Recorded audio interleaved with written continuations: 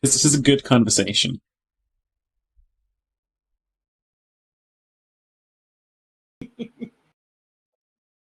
Yeah, if King Arthur had existed, he would have been Welsh Celtic. Possibly, right? Very possibly Irish. Like, if we're gonna go on the chance that King Arthur exists as a real person, there's a chance he was Irish. I would say the exact same chance that he was Irish as that he existed. You know what I mean? By which you mean there's no chance that he existed, so there's no chance he was Irish. There is a very, very, very slim chance that there was an actual King Arthur. Yes, but he wouldn't have been a king in the sense that we have now. He would have been a... Because at that point in time... Here's what's really getting to me, right? Romans were still around. There wasn't a kingdom in England until 927. He was counties still. So if anything, he was like the king of a county. Yeah. So he would have been like a very, very He would have been like a lord. Area. Yeah, essentially. He would have been Lord Arthur. And I bet his name would have been pronounced really fucking black, like Gigator or something. Arthur. It'd have been like there'd been a rolling R, it'd been Arthur, or maybe it would have been like Arthur. Artorius. It'd have been Arthur. He was probably Artorius. If he was Roman.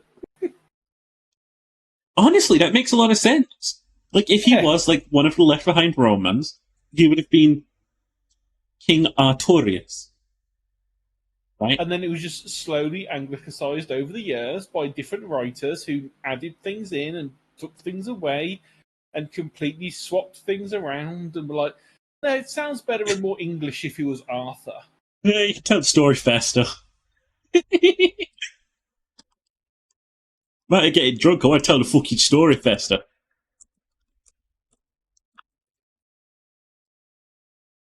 Mm-hmm. Yeah, that's my hot sort of like trivia for people who don't know. King Arthur probably didn't exist. And like, there's a lot of people who think he was like not only real, but like genuinely everything that was said in the legends was real. Like the legends were made up. It's the equivalent of someone. You know, you were saying just before you started streaming that someone said the whole, well, all legends have got something in the past, right? That would be like, you know, let's say the world falls apart, we lose all books, we keep retelling the story. No, but let's say we keep retelling the story of Lord of the Rings. And over the course of centuries, we still... Holy fucking shit, we would mythologize Lord of the Rings. Exactly. We would mythologize it, and then some idiot in 200 years' time would say, my fucking God. Well, it's got to have something in mythology. Everything does. It was a fucking story. A bloke wrote it. But can we let this happen? I want people in the future to actually think like one of the kings of Australia. What was it? New Zealand? Australia? New Zealand. I want people to think that one of the kings of New Zealand was King Aragorn. And King Theoden before him. Of course, and King Theoden before him. No, not... No, Theoden was the horse lord, dude. Who was the... Theoden was the horse. Yeah, Theoden was just the horse. Peanut.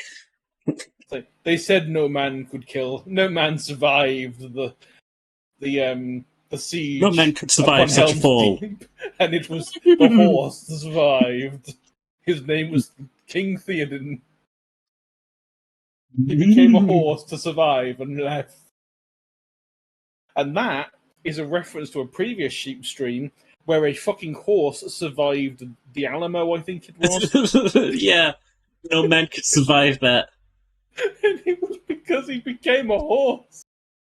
No man did survive that battle. No man survived. It was the horse survived, but the horse became a man.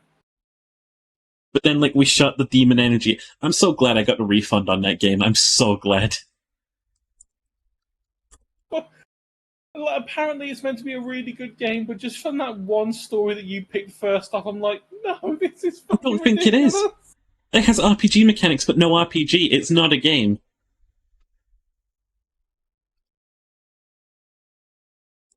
I should go live and start all my stuff going as well.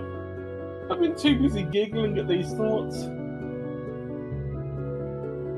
So Like, King Arthur. King Arthur was a horse, yeah. I do like the idea that maybe he was just like a Roman knight turned Celt. It does seem like one of the, because don't forget, a lot of the people that got left, because they essentially at the end of it, the historians managed to trace down people behind because they didn't want to deal with it. Historians managed to trace him down to possibly a warrior who existed once, but there was no talk of like a king or anything. I feel like it probably would have been a case of that bloke was really nice and noble. If anything, I'd have him be king. Or and then, like, case of, you know, little Johnny's born like a month later, right? Left. Little Johnny's born like a month later, and like this family grows up, and then the little kid's like, Papa, tell me about the kings, and he's like, oh, I'll tell you about the kings, and he winks at his wife, and he's like, right, now have you heard of King Artorius? And the kid's just like, that's a very long and obnoxious name. Call him Arthur for brevity. Alright, kid, call him Arthur. Call him Arthur. Arthur. With an A at the end. Arthur. Call him King Arthur. These knights, see, and they had the table. What shape was the table, Daddy? Who cares about what fucking round shape one. the table was? It was fucking round. Who cares? It was probably square, because square was fucking easier to make, but let's not split hairs. Let's just call it round. Call the table a fucking table. It was a fucking round table. And if I have any more fucking questions about the shape of the fucking table, I swear to God, I shall fucking hate you. And that, ladies and gentlemen, is how the King Arthur legend began. And then little Johnny grows up into Big Johnny. Johnny Smithson. It's like, my dad once told me about this bloke called Arthur. Let me tell you about it, son. And then Jameson's son. Jameson. Many generations down the line was like, yeah, you know what? He could do with having a hot wife. And then eventually, some cooks him? fucking Frenchman's like, and it is my adultering self-insert. Yeah. And here is the part where King Arthur gets cooked. I like this King Arthur fellow. Unfortunately, he is British, so I shall cook him. I shall fuck his wife. I shall put my character Lancelot in, and he shall fuck his wife. This is a conversation I wish Ginger was here for. He would have a lot to say.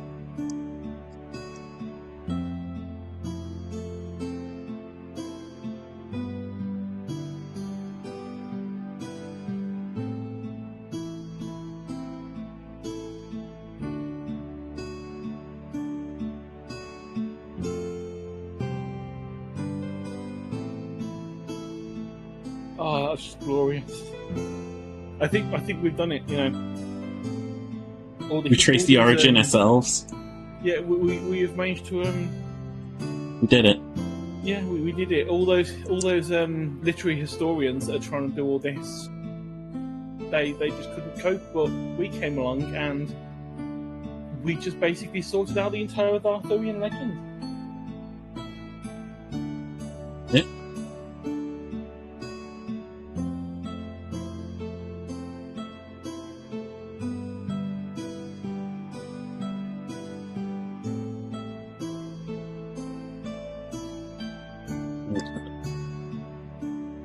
I have two. You have two?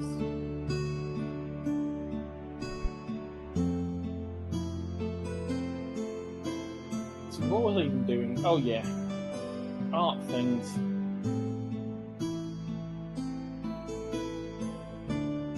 I haven't even closed the sheet down from last time when I was messing around with these things.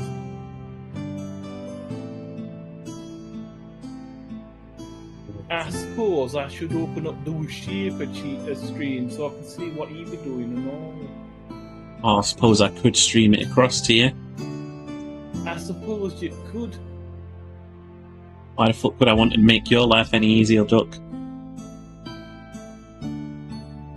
Ah, you're doing them little tiny pixel drawings like you do. That's all I fucking do.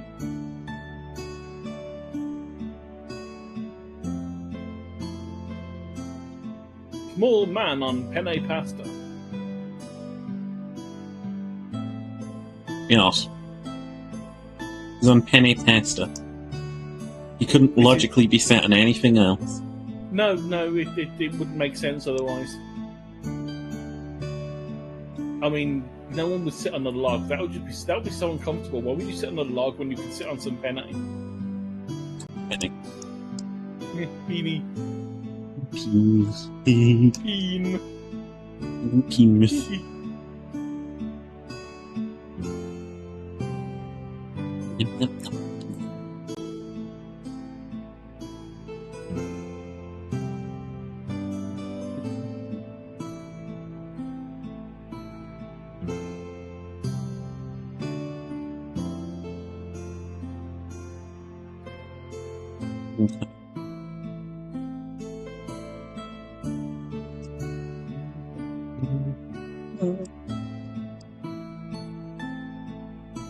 Yeah, that's Never what sound I'm like trying to figure out the mole person thing.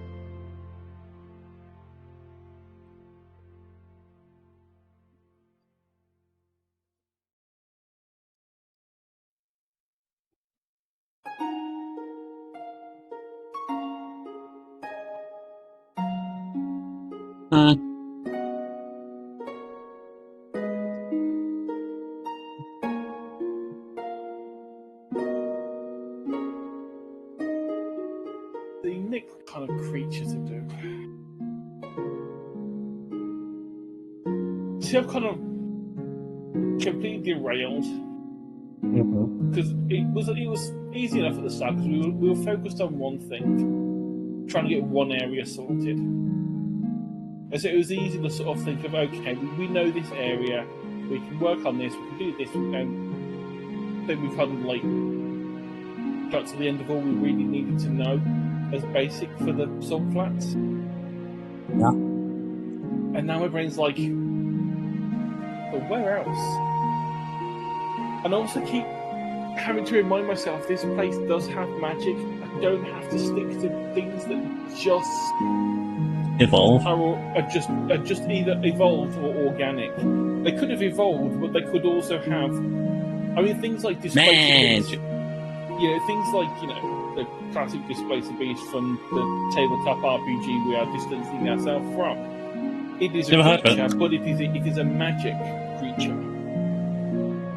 What if there was a creature that evolved in an area? I mean, I've been thinking of like other things to add in there, like not just creature-wise, but as like things that like happened a while back. So like catastrophes that had happened. Like we in our world we get things like the volcanoes and all these things happen. But what happens if there's like a weird magical thing that happens as well? What if the ley lines or something collided one weird occasion, and now there is one area in the world where things aren't quite right. Like a freak land. Yeah, like the trees exist, but they aren't planted, they're just floating. And so the forest, there's like a gap of a metre and a half or 2 meters between the forest and the floor. And weird stuff like that. Because there's nothing stopping us. Apart from common sense.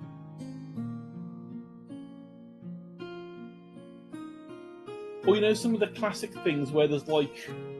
you've got like the ground is normal, but then like there's chunks of it that have kind of like raised up, which have got the trees attached to them.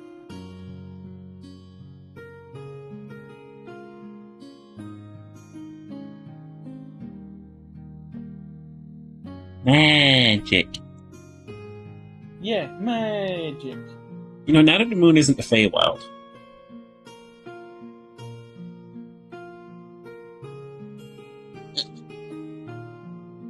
we could have it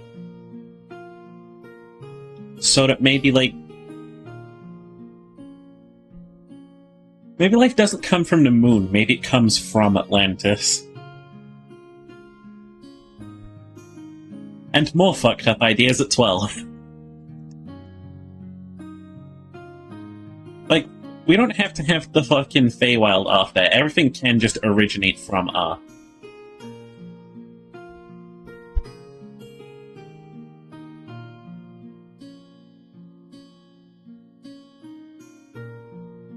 But I do like the idea of this sort of, like, almost alien-type magic. Although, to be fair, we haven't utilised any of that, so we don't need to care, so good. It's not on the class sheet, so we don't need to put alien magic down anywhere. Thank you, you're welcome. Goodbye. No. I think the magic is probably going to be the same, it's just from a different place. So, you know, it would functionally be the exact same. It's just the gods would be different, or the element would be different. What if the magic is different?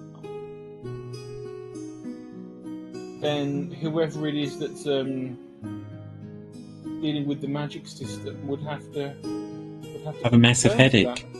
Yeah, would have to come to terms with that shit, wouldn't they? And get it down onto some paper. I mean, I don't know who that could possibly be.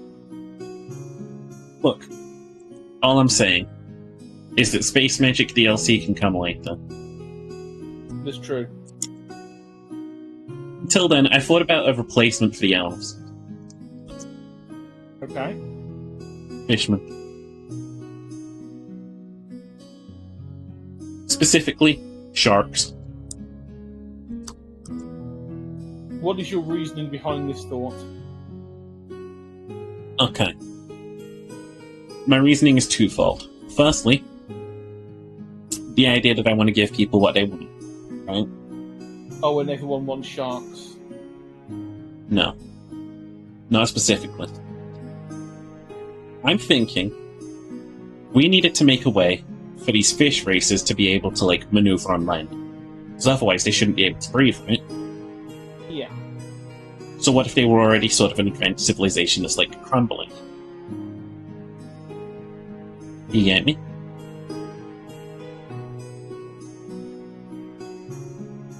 Like, this is their sort of, like, escape to land. Like, they have the tools necessary. Their last-ditch attempt to survive the cataclysm. Yeah. Is get out of the water. Yeah, like, maybe it's not even something like... I'll tell you what it probably is. Because we did frame this as, like, a possible cause of conflict. This is why we wanted to put Atlantis, right? It's on top of a geothermal vent. Like, it could be as simple as that cradle of civilization lived here. And the god of fire and the god of water have been at war, and this place is just crumbling. You know? And and maybe the rest of the entire underwater like places to live. These like underwater lands down here, all around. Maybe they're like inhospitable. Maybe they're full of like monsters. Because like we have monsters on land. Imagine the monsters in the ocean. Yeah, that's going to be the good old classic weird abyssal nightmare creatures. Maybe that's where the Elder Gods come from. Maybe the Elder Gods aren't some like ancient force from elsewhere. Maybe they simply evolved from the abyss. They have the power to influence the world because they're drawing on Primordia really, really well. Because they were there when the primordial stuff was normal. They were there when it was normal to just be Primordia and stuff. Land formed around their brackets.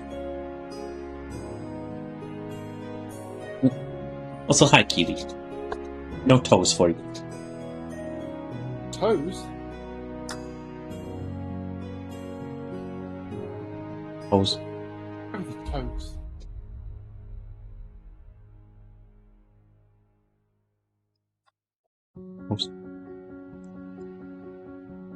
But yeah, so I'm thinking of this aquatic race, and the first thing I'm thinking is, what would people want to play most? Right? So I think to myself, what's the most popular type of underwater creature? The shark. Everyone loves a shark.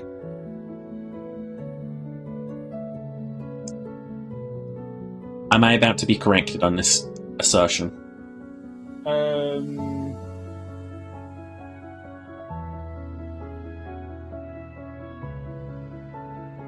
What circles you're in, really? I know, at least in furry circles, many people love a shark, but that's because they like having two legs.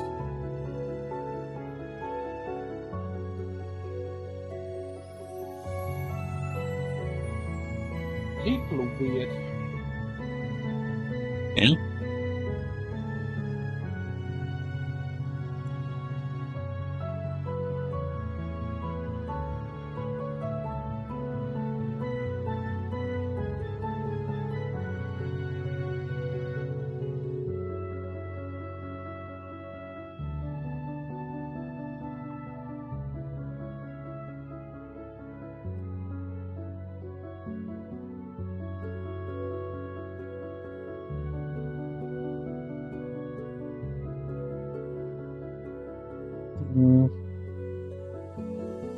It would work.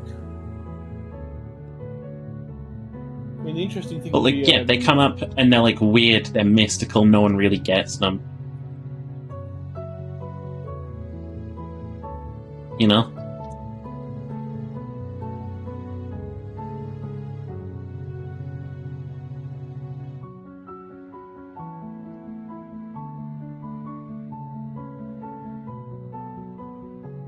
They fit the same place narratively that the elves did.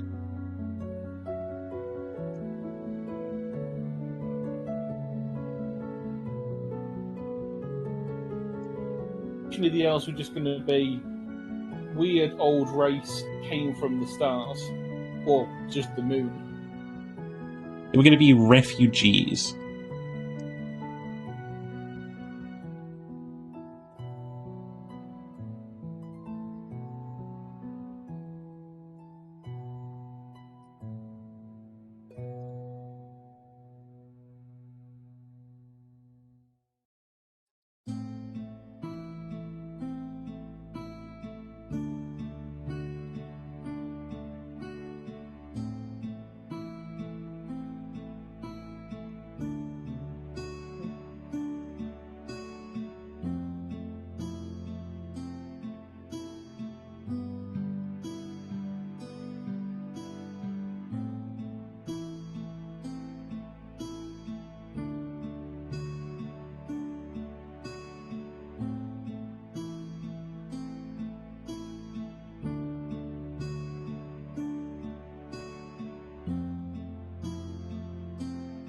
On the bright side, there's plenty of reference material for trying to create a race of shark people.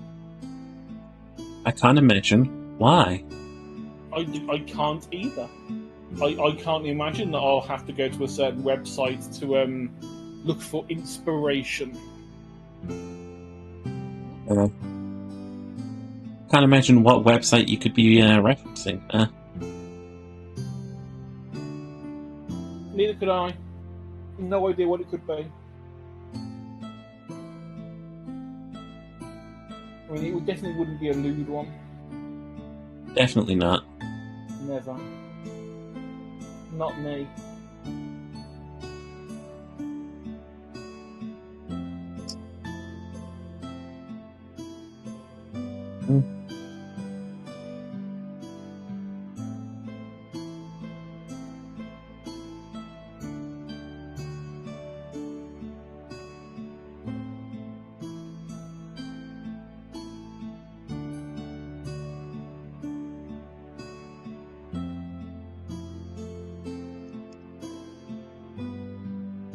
That's a weird background doodle.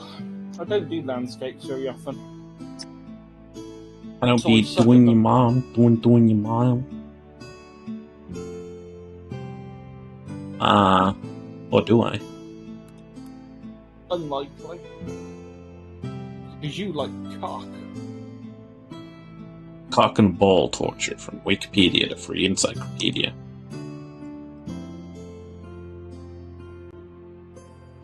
Remember the Mullen TV show?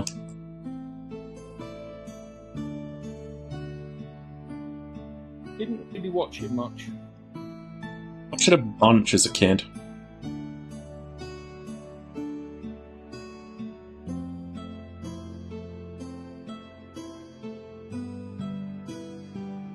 What's up, Ace Beanie?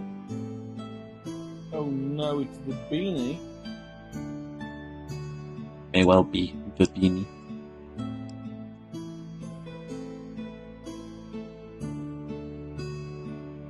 I love you, Beanie Weenie.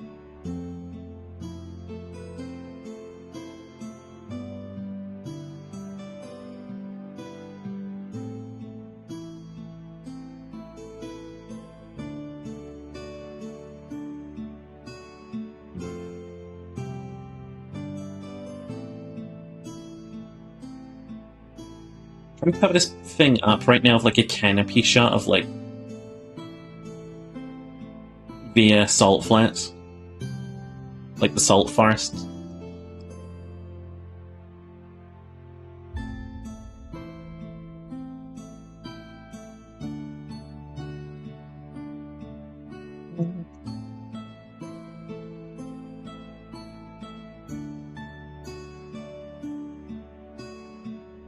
It's okay though, Ace, don't worry. Sherry will always hate you, as long as I'm paying her.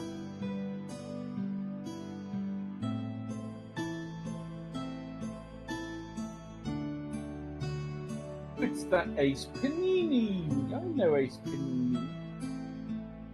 Panini weenie. Panini.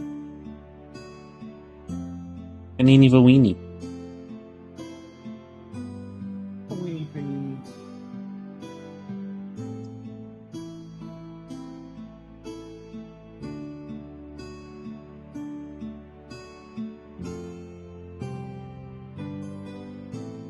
Yeah, chat, in case you didn't know, today I'm finishing up working on what is essentially like a campaign idea I had for like an in-universe sort of like quest, based on everything we sort of come up with so far.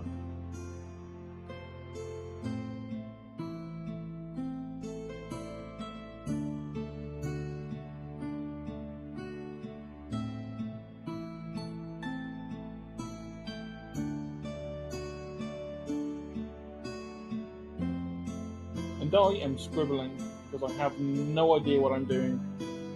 Scribbling. Scribbling.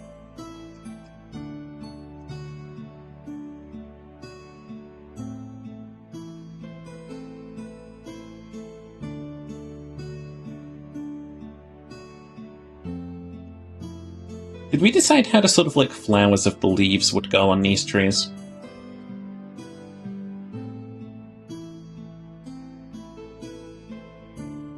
I think we did.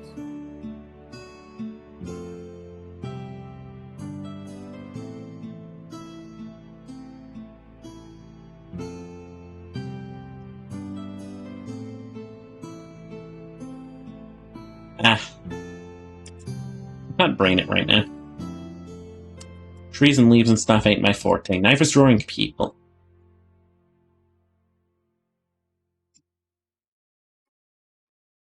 I'm first and foremost a landscape artist.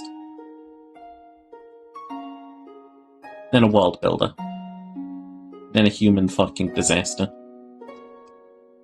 Oh, well, I'm good at being a disaster.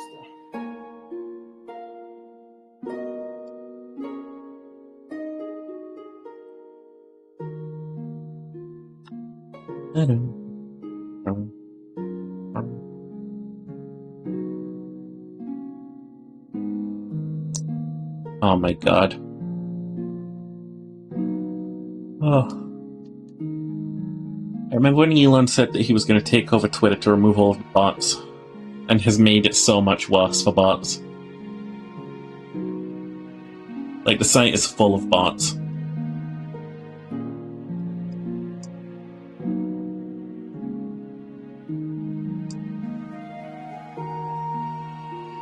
But at least now the bots are paying money to be bots, because the bot needs to have Twitter Blue, otherwise everyone will know they're a bot. But if they pay, people won't think they're a bot, even though they're still a bot.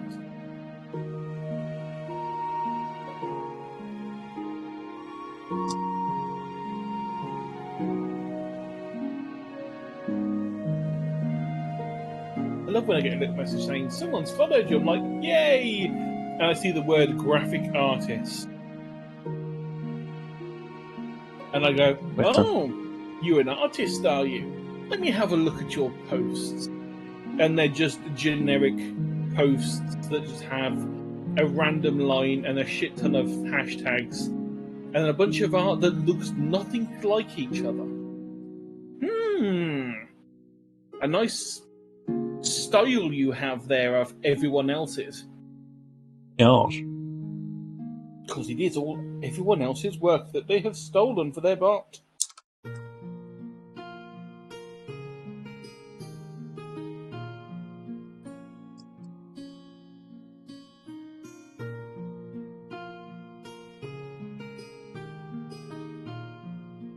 Ace is ready for the duel. Yeah. Unfortunately, I only fight with worthy opponents.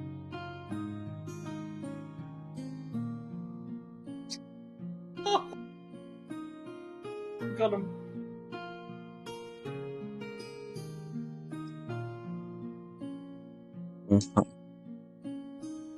So yeah, in campaign I was planning on sicking one of these bad boys on the party.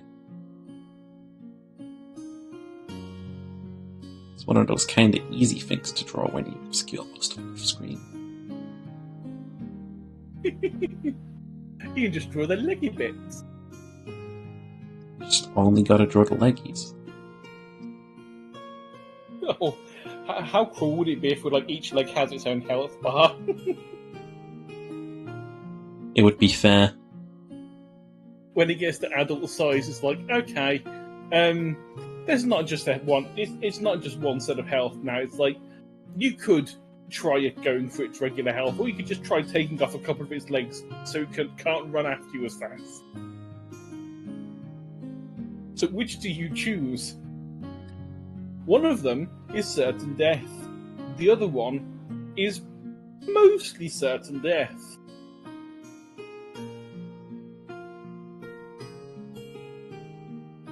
Like a fear and hunger enemy, almost. When I seen in that game. It is really not. After I'd sort of put all that effort into the design. Well, I say effort. It wasn't really effort to make a gangly weird beast that was like a bean with legs. But I actually found the thing that I think was lodged in my brain years ago when I first saw it. It's even because it was one of the black and red monochrome images that is just using just hues of red. That includes black, so it's still technically monochrome. Don't come after me. But it was essentially the same sort of thing: weird forest and the large gangly creature. And I looked at him like, is this the image that was lodged in my brain that just sort of when I needed a weird thing in a forest, it just went, oh, I've seen this before, let's just redraw that. And I felt really, I'm like, oh, I thought I'd come up with something fun on my own, but apparently not. Apparently my brain just like, oh, we can use that, and we can add some crab claws to it. We can dangle something underneath them. And just pulling things from everywhere else in my brain. I'm like, oh, is that how the artistic process is meant to work? Stealing from everyone else.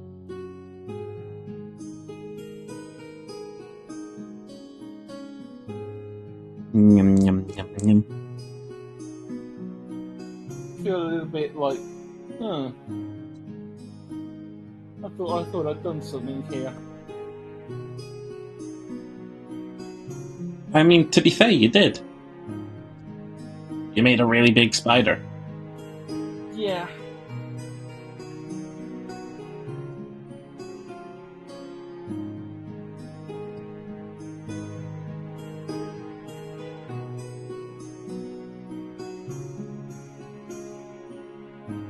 I suppose that's just the pain of being an artist that looks at other people's stuff. Eventually, something you draw is going to be similar to something you've seen in the past. Even if even not on purpose, then it will happen by accident at some point.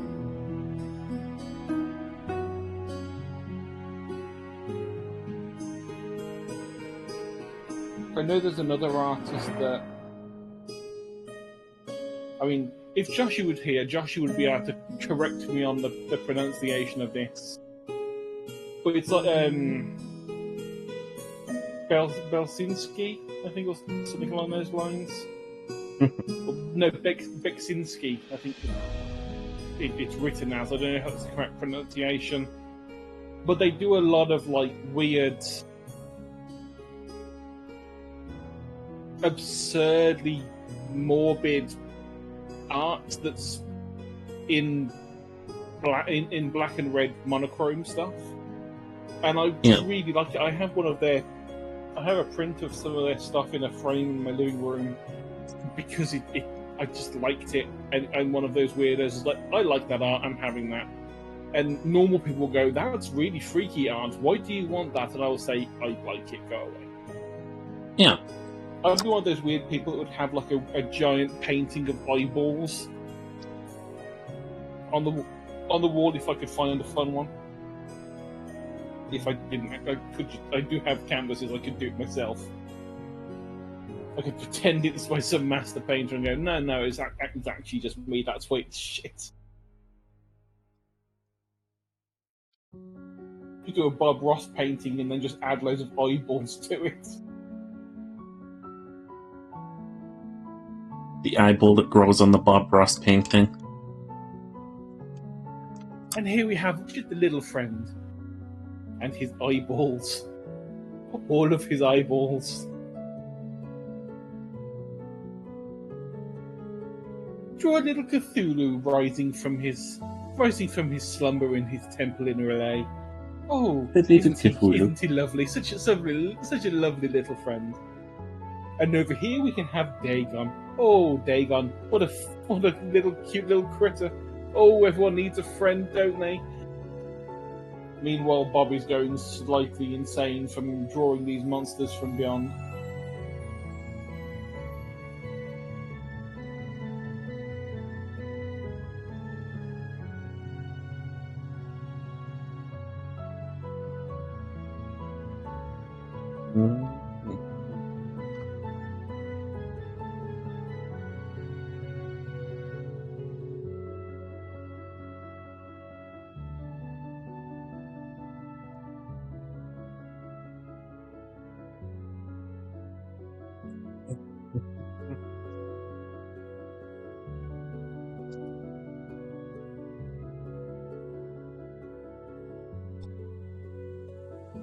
Number between 1 and 14. 1. Pick a different number. 2. Okay. You don't sound happy about that. No, number 1 is the salt flats, and number 2 was swamps. So we've already done work on those.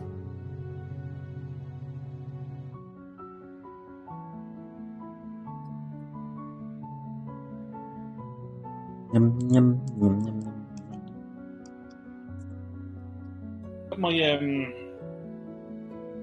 My thing up to have like the biomes that we might need and the creatures that could be in there. And I was going to like pick one of one side, one of the other side, and then see if I could do something interesting with it.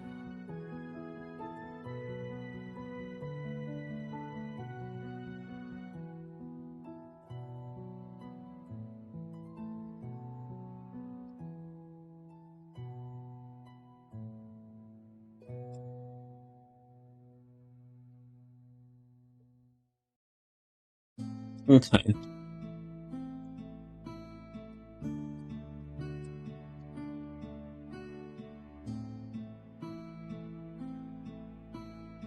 So my idea here is I'm just trying to build like a little mini resource that I can refer to and be like, how could players play the game here?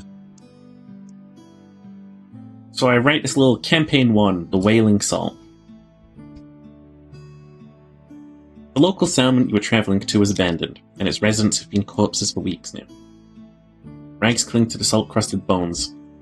The settlement seems almost buried beneath a layer of... That says sand, but that should say salt. You make contact with the local scouts, who are away from their home. They're terrified and angry. They speak of a wailing beast in the sand-scorched forest, salt-scorched forest. Speak of another settlement where they may find allies, and they plan to kill the Wailing Spectre.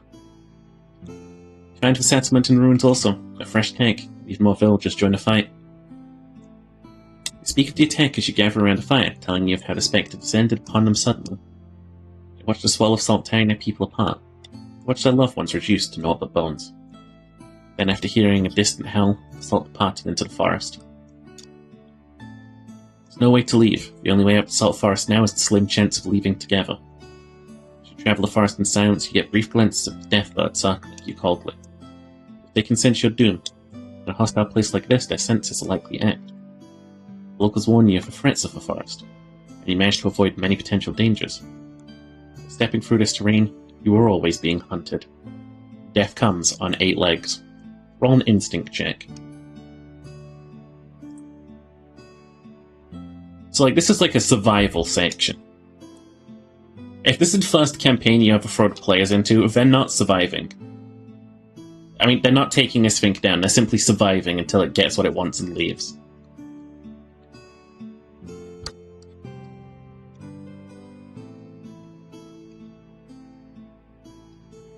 I gotta really envision the sort of, like, scenario that could lead this.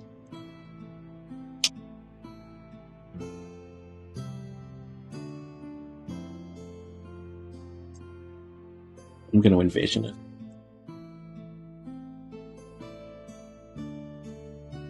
I can almost hear the screams. And the chittering noise.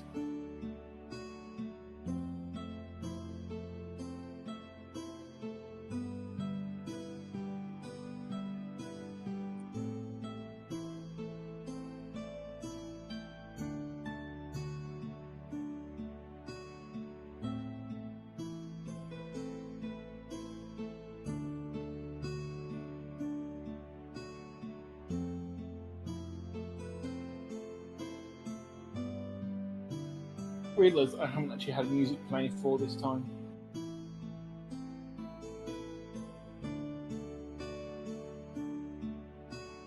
Everything keeps getting copyrighted.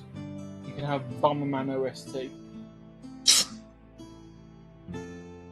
Just play the royalty-free D&D Tavern music, baby. Yeah, It says royalty-free. I find that really boring. Yeah. I can't help but agree, but there ain't nothing else I can do about it. At one point, what I might do, once I can, if I can figure out how, is I think I've set it up right now that on the VOD, the music won't show up. I think I've managed to separate it properly this time round. so that for the stream itself, everything is being shown, but on the VOD, everything but the music will appear. Yeah. In which case, I might add a separate music source, so I can have the music source for stream, and they can listen to some weird taverny music, and then I can mute that on my end, so I don't have to listen to it. And I can put something that I want on my end that makes me able to concentrate and I enjoy, that won't show up on the VOD. And then I can enjoy my bit, and then chat can have their tavern music. Yeah. But that'll involve like messing around with some settings, and there's a part of me that's a little bit like, I don't know if I want to do that because that could like screw things up. And hi Ezzy, how are you? I see you with your little wiggly. The Ezzy? The Ezzy. Oh, goodness. Product. Tasty, crunchy, delicious. Okay, so you're a warrior, you're up against this long legs that's bearing down on you. What actions might you use as a warrior? You might attack, obviously.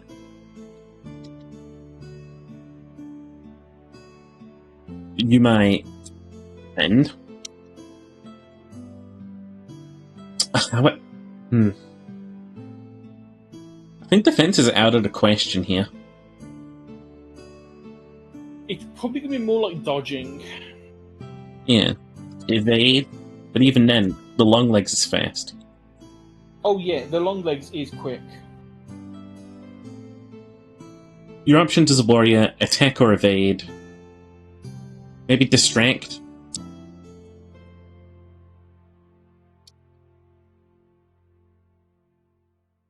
I can think defend might be an option, but it's pretty, suicidal.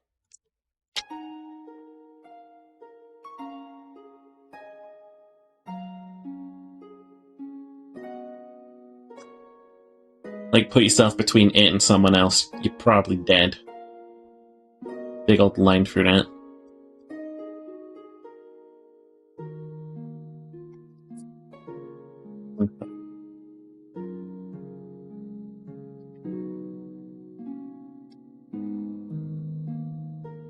You may just want to blanketly, examine. Look for weaknesses. Observe its behavior.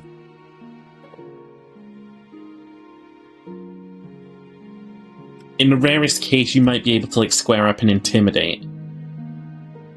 Yeah, that's going to be, very, very, very class-specific. So, some of the big barbarian ones are going to be, able to do it, and it might actually have a chance to work. Most of the people you try intimidating, yet you get your face taken off. I'll say hide is, an option, too.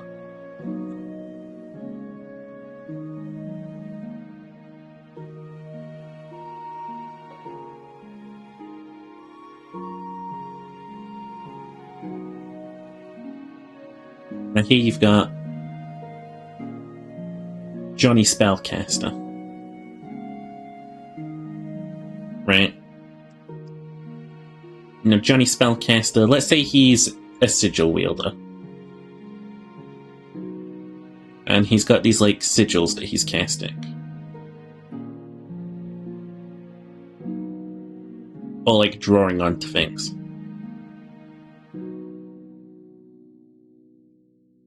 What might they do differently? They might, set a trap.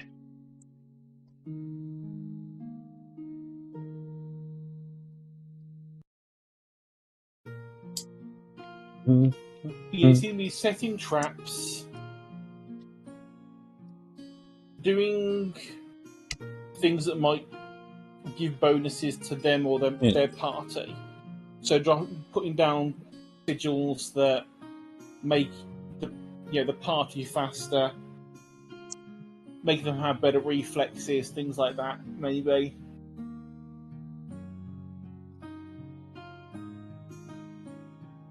Debilitate enemy.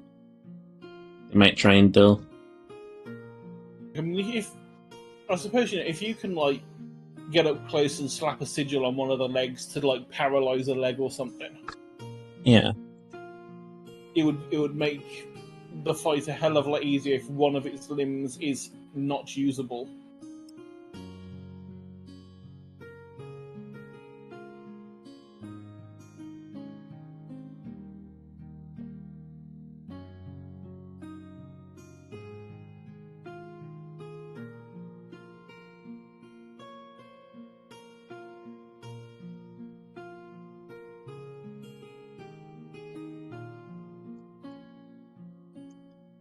So, Thief class, aka Survivor, aka. Probably not going to engage at all. And no one will blame you for doing that. You know what I mean? Yeah. Conquering low? Yeah, I'd want to get low too. I'd...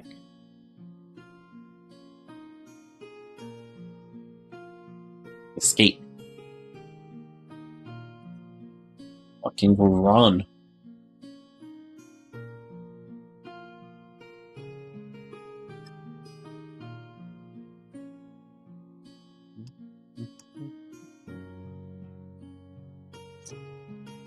Let's see.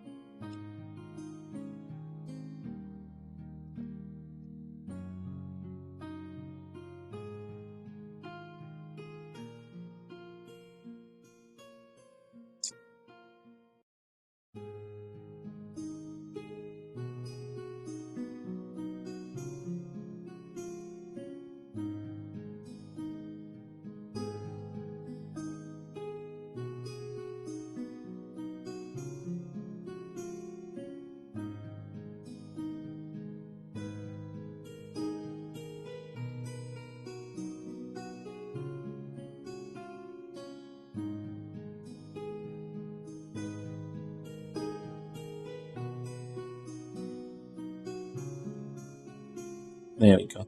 So this is the Barbarian. They've definitely got like a good Intimidate action they'd want to do. Or maybe they'd want something that sort of gives them like a really good sort of like rush-in attack.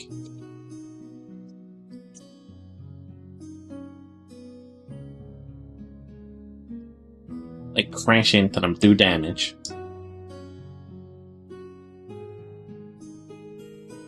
I think pull aggro. Haunt?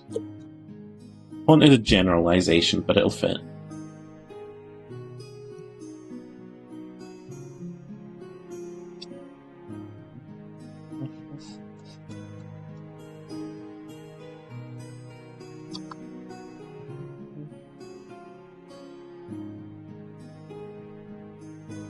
And then the backline's here, I'm sure.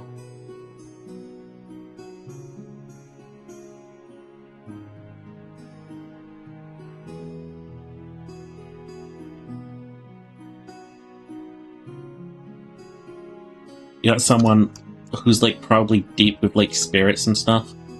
Like they probably like pray. Pray is a very good fucking way to get through a long legs encounter. Praying or maybe summoning? Roaring power? I don't know.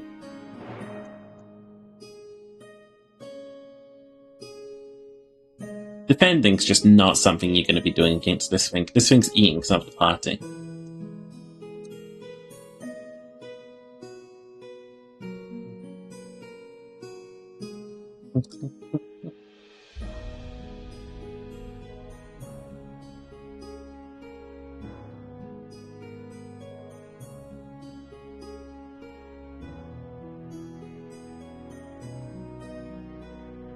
Hiding, escaping, running, intimidating, rushing in, praying, summoning.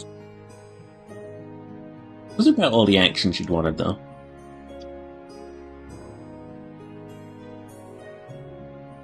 Now, if we take that back in time, what sort of things do I wonder if the player would do during this initial time? They might ask questions. Gain language, local, area. Oh. It's just something you would get by default. You'd gain the language of the local area, like progress. I'd say 40 out of 100.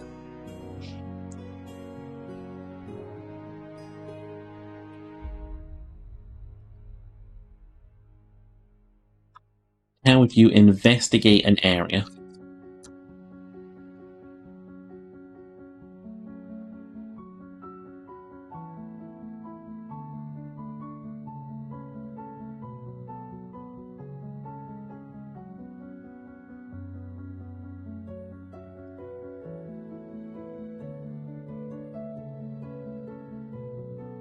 Investigate the land and stuff.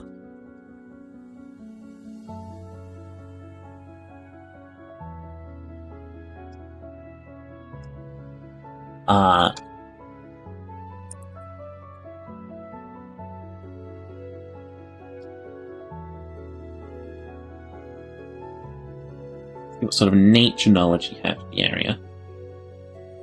Lead into like plant gathering and such.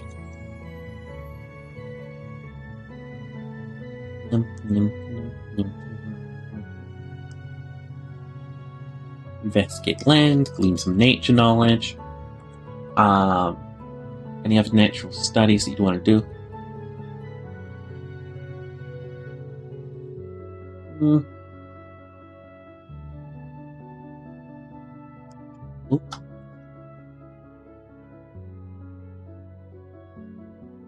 That's good enough.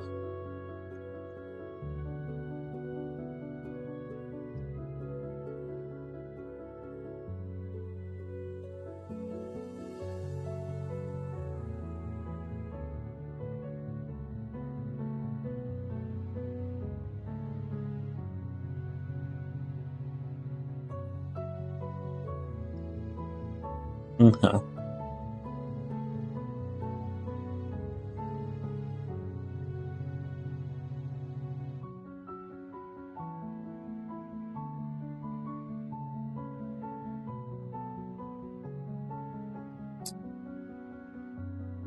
So I'd want to be able to like have a skill that's like ask questions, local history,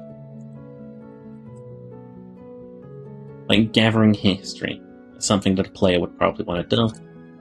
Like local legends / creatures. Oh, probably local deity. That's what they'd probably want to know.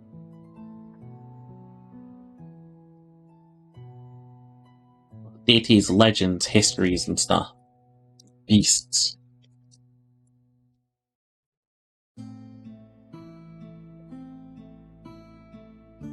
Want to know about.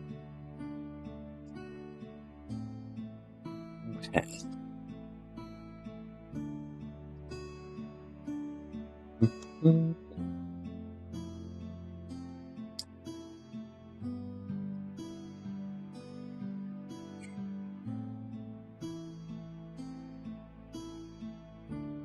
Maybe you could have a party member who wants to like inspire.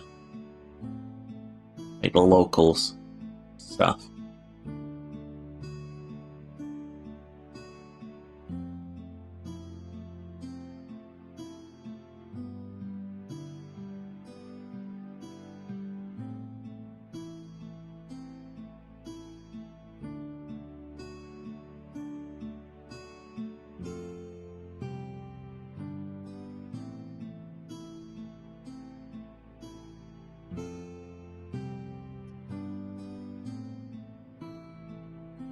But inspire. Maybe they want to like tales.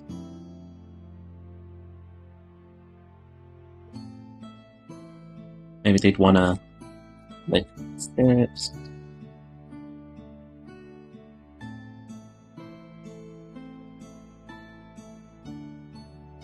Convince.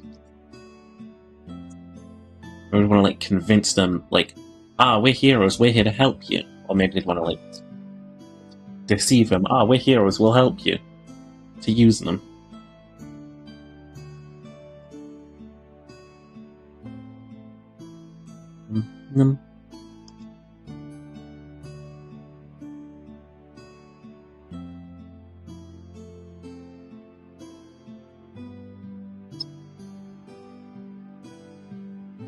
What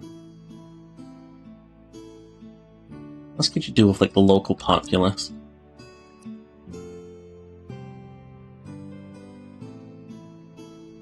Talk them to learn things, you can talk them to convince things. Trade. I don't think they'd have much to go with here in this situation, but it's a possibility, yeah. I mean, it might be something like very minimal. They've not got much left, but if you have the right skills, you might be able to get a little bit of extra ration out of it for whilst you're hunting the thing for them.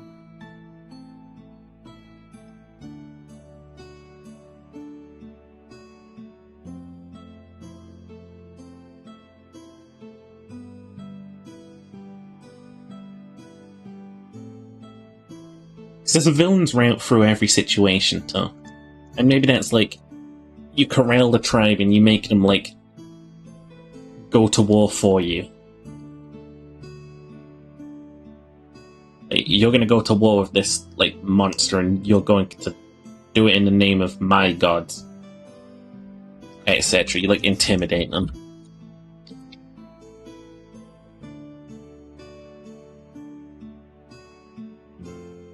She always got that one player who's going to start out a campaign, and they're going to run it to the local fucking person, and they're going to lie to them, and they're going to keep lying to them. Yeah. And that person will be the trickster survivor person. Intimidate, trade, trick.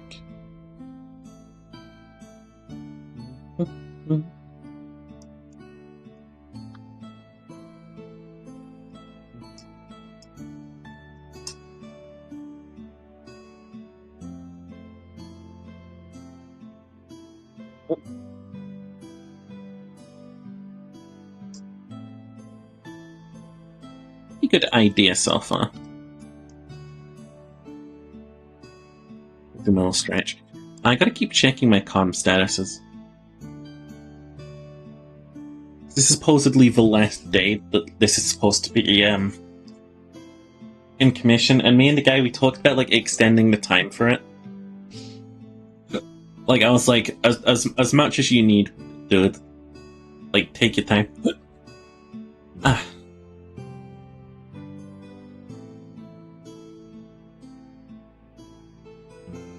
Well, apparently he's 3 hours late, but I'm happy to like extend if he gives me another thing. I was worried that like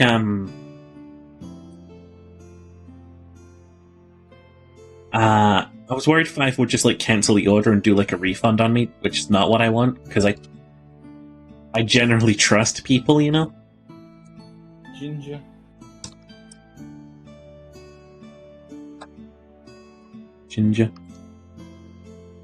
Yeah, he's appeared in my chat. You know, doesn't like you. He's here for me for some reason. Because people like you.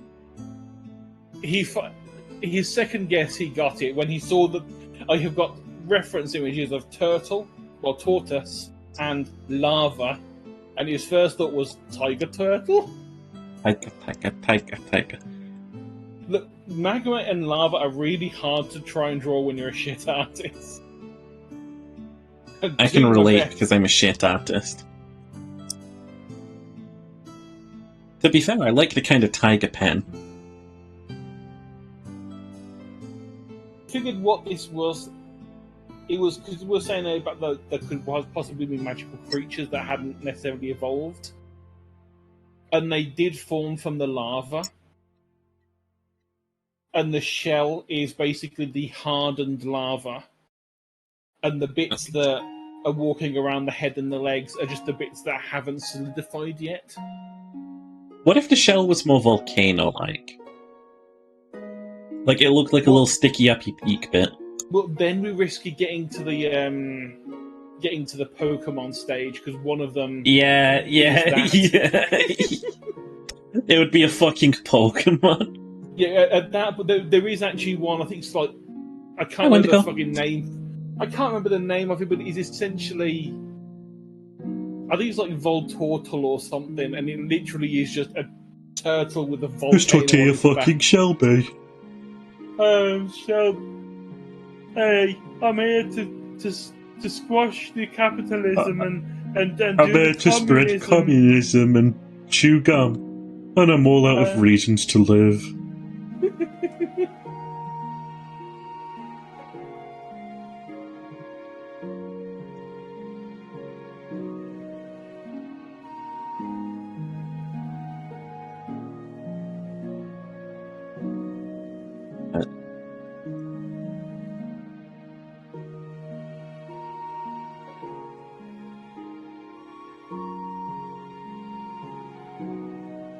Last standing when the beast has fled.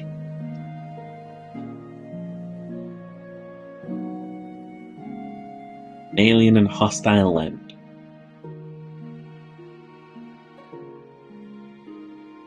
You won't have to survive.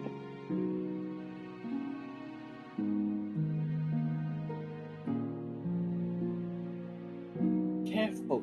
I've actually, learned my fucking lesson and I started using clipping layers. So now I can just go and scribble anywhere and it only goes in the place I need. I love you. I love you too. Kissy mama. Mama, stop. I mean, what? Oh yeah, harder. Oh my god, it's me, Kermit the Frog.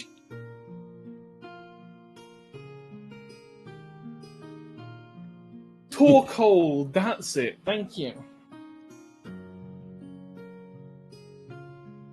Yeah, Torkoal is essentially just like...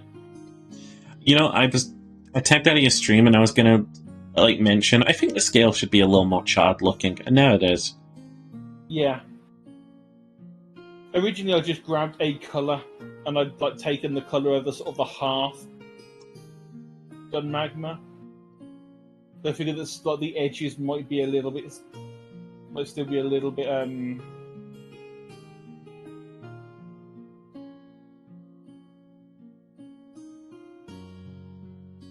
cooling down, maybe. Sort of in the middle of completely solidified and.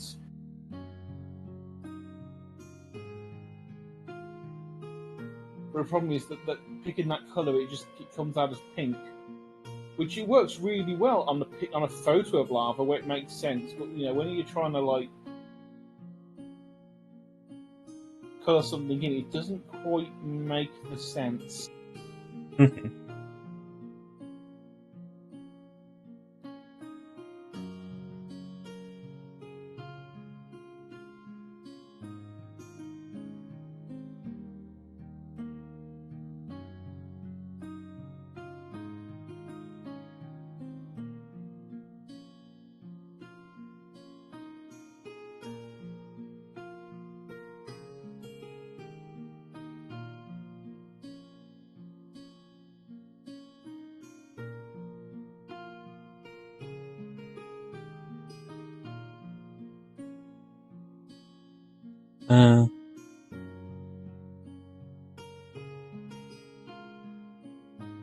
Da-da-da-da.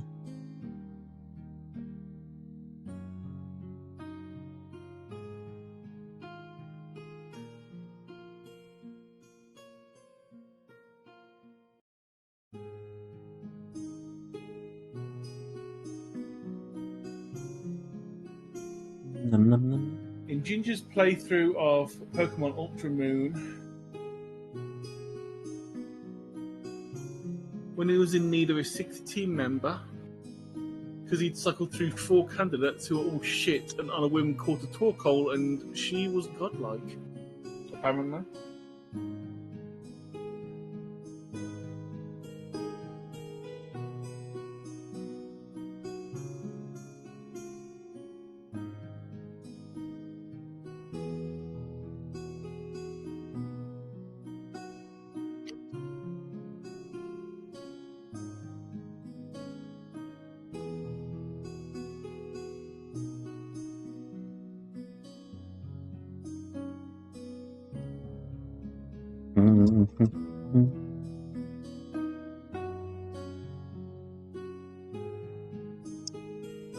Okay. Let's think what a player would do in this situation. You're the last standing when the beast has fled. In an alien and hostile land, you alone have to survive. So that's where we can have players roll like their nature checks. Like, depending on how bad shit goes, we could stick like a colony of ants on them. Like, this is a real sort of like attack on the senses and body type situation. Maybe the heat even gets to the mind. Night is soon approaching and trees seem almost to shudder. Or is it perhaps your nerves? You're getting awfully tired. So this is where you, like, make sort of the players need to, like, sort of rest, otherwise they're going to be, like, completely debilitated going forward. You late to camp, you can hear the wailing. It casts a ghastly noise on the wind. To the east, you can see it at the foot of a hill. Pale green glow. It's where players might want to do, like, magic checks and stuff, like arcane, maybe deity type check.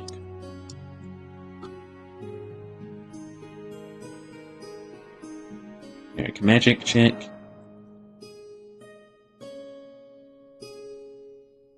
Some sort of like perception check.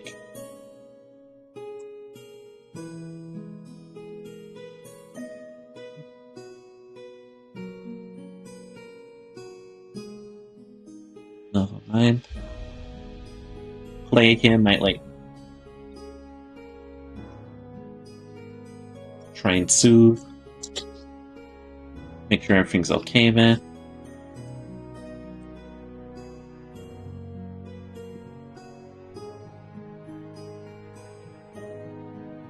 Sick. Soothe. Maybe inspire your teammates. Last thing, when the beast has fled in an alien hostile land, you alone have to survive.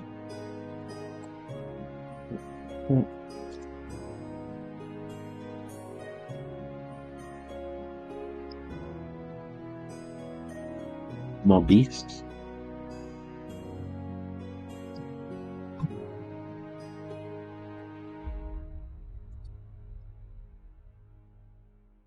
Hunger / rations might come into play.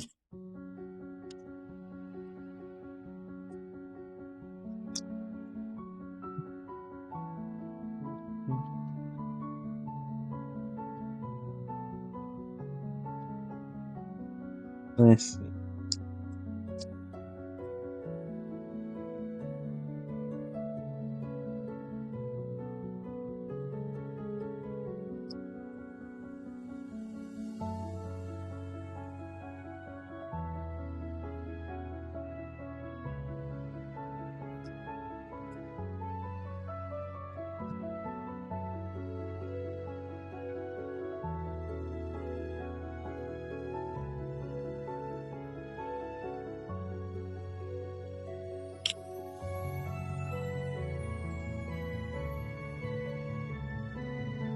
Well, as something from the lava field, it's good enough. At least for now. The idea is down.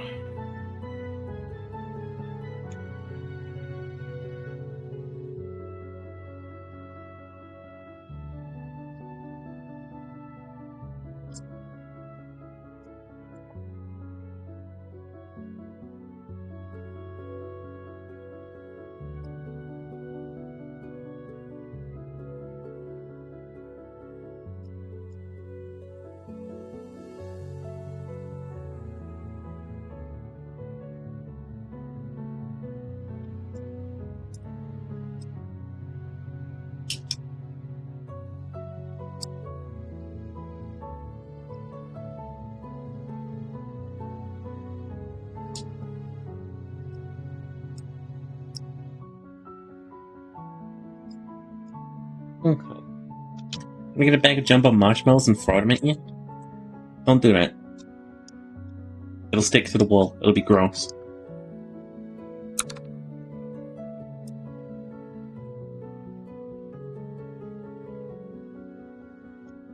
I mean, the camouflage works as well.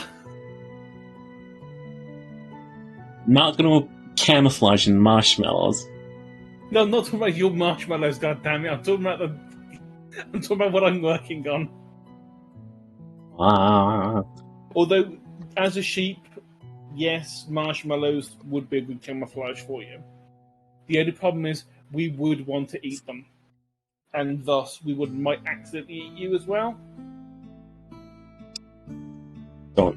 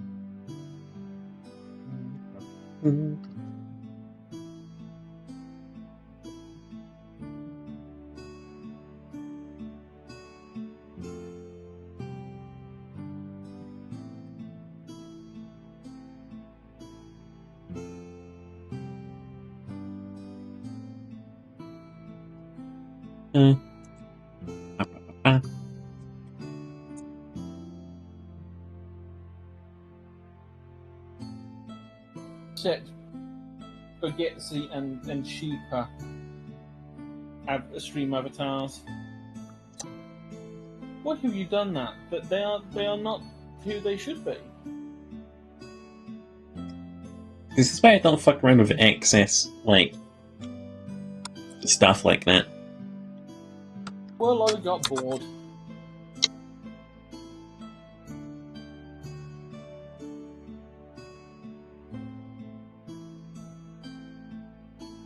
Okay. When you approach the light, it vanishes. And as you approach the hill, you notice a cave's entrance ahead. Entering into the cave, you come into a large cavernous room. Moonlight shines through cracks in the ceiling. The hill is hollow.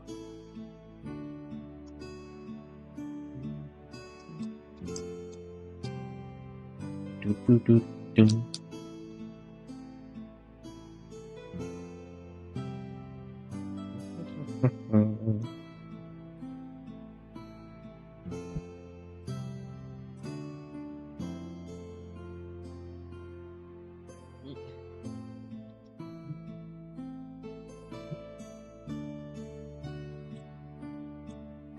Okay.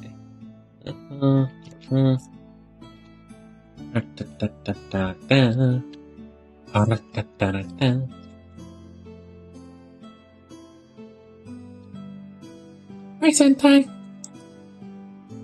I know, Etsy, you're not bread anymore. I'm currently dealing with it. Don't worry. Ayo, Ezzy's not bread. Ayo. Yeah, we've got to make sure Ezzy gets bread. I'm cheaper. Okay. Baggy_stream_avatar. Hey, you might want to do a investigation or something.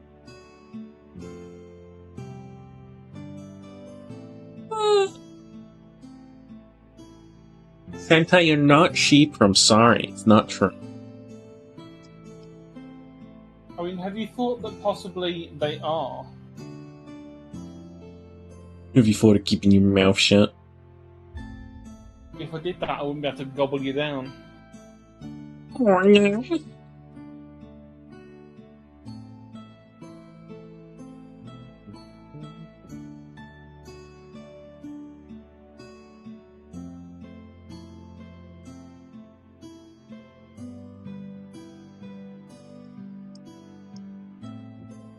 Mm-hmm.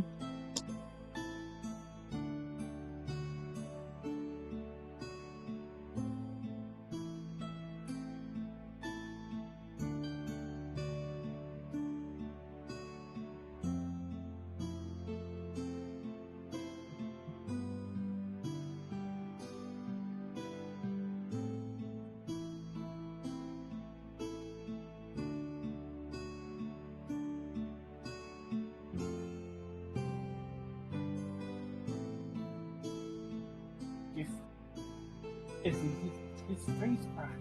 Damn it. Oh, balls.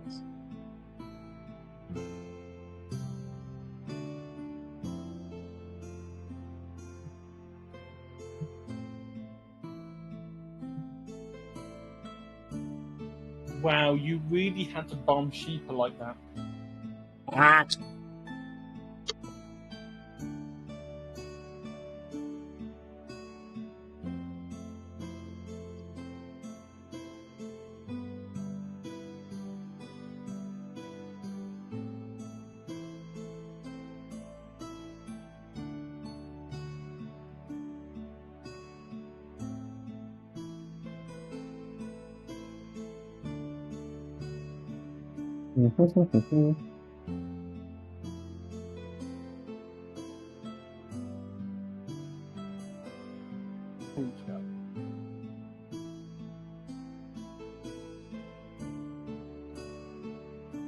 As he has been returned to the correct form.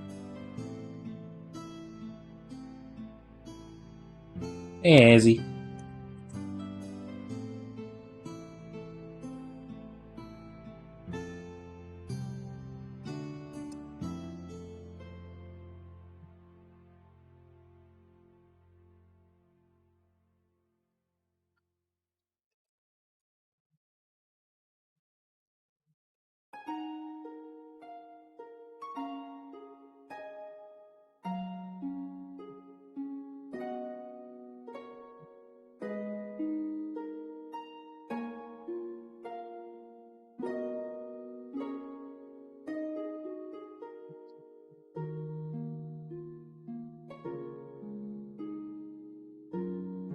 There we go.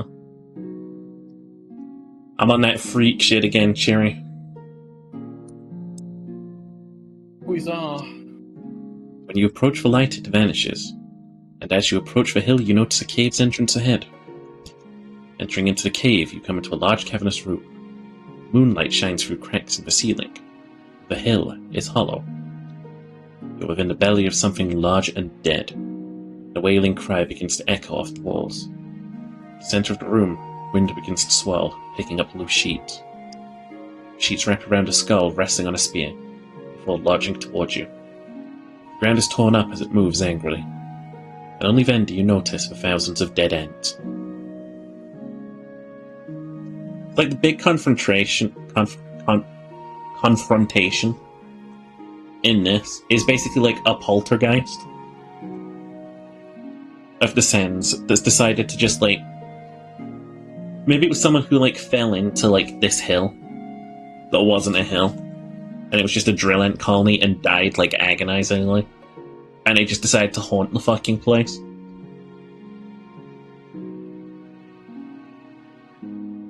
Well, that sounds wonderful.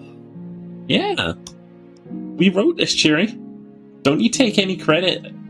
Don't you take any credit? No, I'm not taking any credit. This is all you. This is all you. Don't you shark credit. That's what I'm saying. Don't you shark any credit. No. This is nothing to do. You're a mother of horrors. You're a mother of horrors. This is all you. This is all you. When you combine all of the elements in this biome we made, we create something disgusting like this.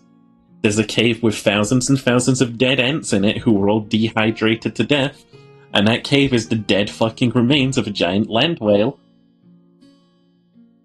And it's all haunted by a spectre which just wanted to live. Live and feast upon water. Water. Give us your moisture.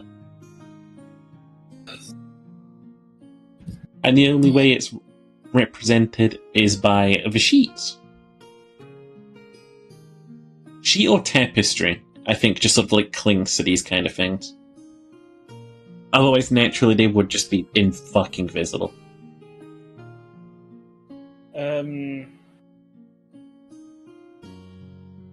Dried skin from the whale. Is dried skin if they feast? No, if they feast, it starts getting moist. Yeah. So this is one of those situations where the players have to use like their magical skills or maybe like pure luck to like end up smashing the skull. Which is like a way of basically saying to the spirit, you are dead in this world, nothing of you is left. Leave. Move on.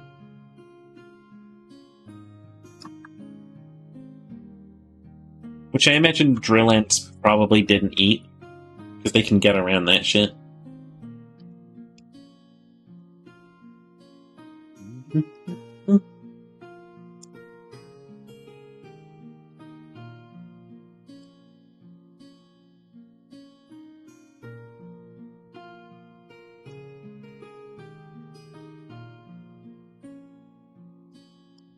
I'm going to avoid using salamander as a thing in the lava fields, because that's just done to death. Yeah. And why salamander when lava taught us?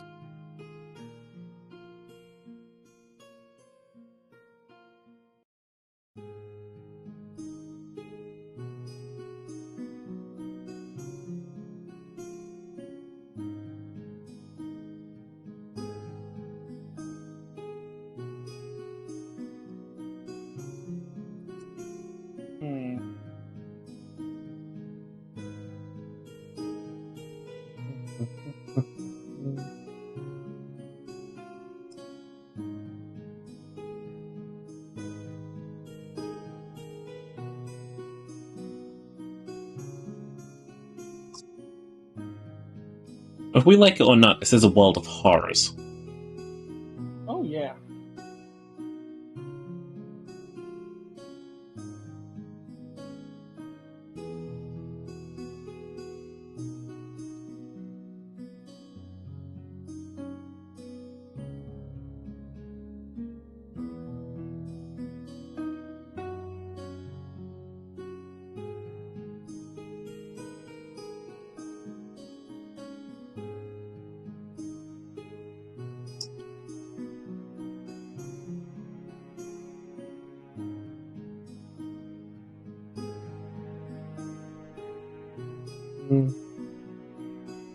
In true artist style.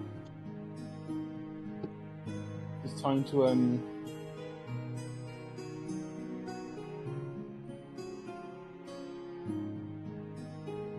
completely reuse something we've already done. Is it a squid? No. Is it a spider? No. Is it an ant? No, it's the little wisp dude. Oh, wisp dude.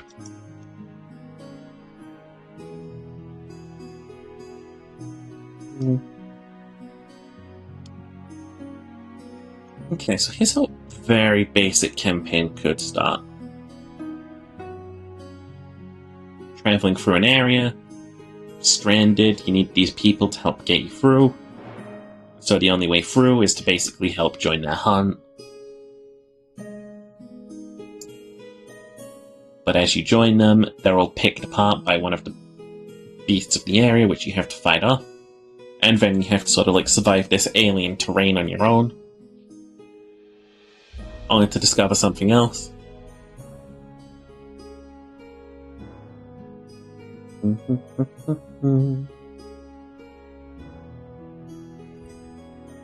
Yeah.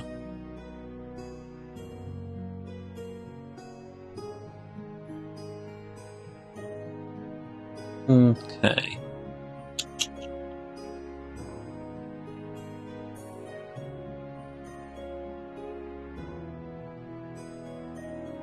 So we said that like Atlantis would be a collapsed civilization, sort of. Yeah. We're not calling it Atlantis, that's for starting. No, we're not. That's just a placeholder name for the underwater city. Yeah. I'm not thinking drowning. I'm not thinking stupid shit like, oh yeah, they had guns and fucking flying hoverboards. Like, weirdly, like Aquaman and I think that's a thing in Marvel too. I genuinely think in the second Black Panther movie, like one of the villains is underwater people, like the fishmen. I could be wrong. I don't think I am. But yeah, in folklore, there's the Fomorians from Celtic myth. They were essentially those that came before the Tuatha De Danann. and they're basically a bunch of fish people because they got pushed into the sea and became fish. Yeah. How much of this can we base around Celtic mythos? As much or as little as we want. It helps. It could well be that everything. We just like take a bunch of mythologies, and each area has its own. Basis. I want you to hear me out when I say this, because this is going to sound like one of the most whack things you'll ever hear in your life at first. I like Celtic mythos. It's weird. We have the cat god too.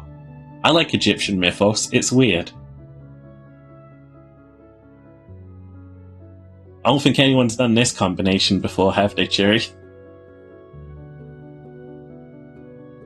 have been a few stories that I've listened to and read that basically, I think the trope is everything including the kitchen sink. See, it's not everything including the kitchen sink, but I think it is these two elements. Like, maybe it's as simple as, like, you have your insider gods, which is the Celtic sort of stuff. This is the way the world is and was and always will be, and this is the order. And then you have, like, the outsider gods. Sort of come into things. Mingle. You know?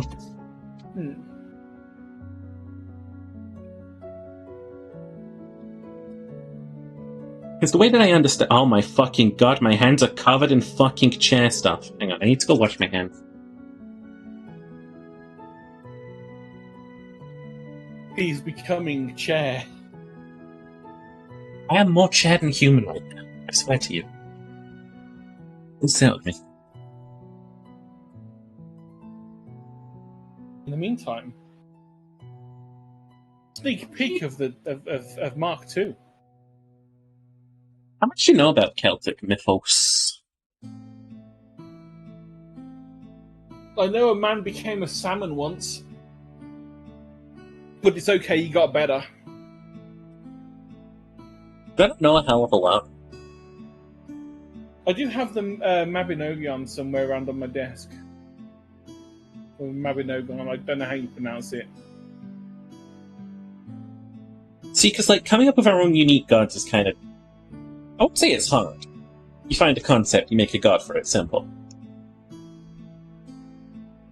But like, as driving forces go, I think they have some like really fun stuff to like borrow from.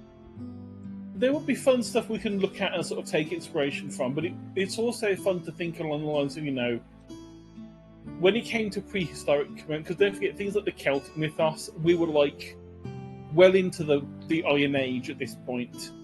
We knew all this stuff, so there was a god of the forge. Obviously, I think Lu, L-U-G-H.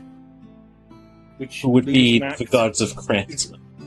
Yeah, the god of the craftsman, the god of the forge. It's like, it makes sense that the god of the forge, because we understand, how to work metal. But in this world, they haven't got to that point yet. So there would be no god of the forge, but there would be god of, say, the carpenter, or god of the woodsman. Yeah. But likewise, you'd also probably have a god of the forest. And they probably wouldn't get along because god of the forest likes trees, and god of the woodsman also likes trees, but usually to cut them down and turn them into cute things. Mm-hmm.